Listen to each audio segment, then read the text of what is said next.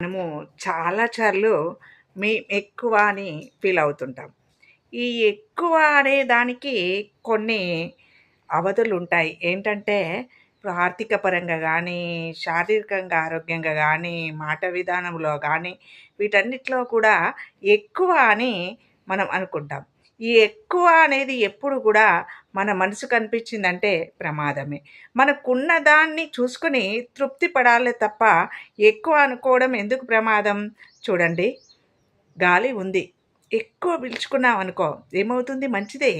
కానీ ప్రమాదమే. నీరుంది. ఎక్కువ తాగామనుకో ప్రమాదమే. మనకు నచ్చిన ఆహారం ఉంది. ఎక్కువ తిన్నామనుకో ప్రమాదమే.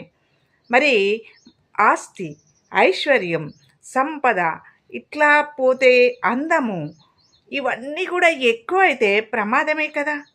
మరి ఈ ఎక్కువ అనే భావన ఇలా ప్రమాదమైనప్పుడు నేను ఎక్కువ అనుకోవడం వల్ల లాభమేంది చెప్పండి?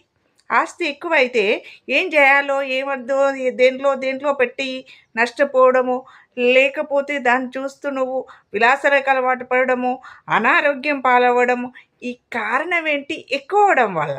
ఉన్న దానిలోనే సంతృప్తిగా ఉన్నప్పుడు ఈ ఎక్కువ అనే ఫీలింగ్‌ను మనం తగ్గించుకున్నప్పుడు మనము సంతోషంగానే ఉంటాం. అందుకే ఎప్పుడు కూడా నేను ఎక్కువ అనే భావనని తగ్గించుకోవాలి. ఎక్కువ అనే భావన ప్రమాదమే కానీ సంతోషాన్ని ఇవ్వదు. మీరు ప్రతి దాంట్లో చూడండి, ఎక్కువ అనే భావన ఏమవుతుంది? సంతోషాన్ని ఇవ్వదు. అప్పుడు మాత్రమే సంతోషాన్ని ఇస్తుంది గానీ, శాశ్వతమైన సంతోషానికి దూరం తెస్తుంది. అందుకే మనకు ఉన్నదాన్ని మాత్రము తృప్తి పడుతూ, మనం ఎక్కువ అనకుండా, తక్కువ అని బాధపడకుండా, ఉన్నంతలో బ్యాలెన్స్‌గా ఉండడం నేర్చుకుంటే చాలు. ఎందుకంటే ఎక్కువ అనేది ప్రమాదమే.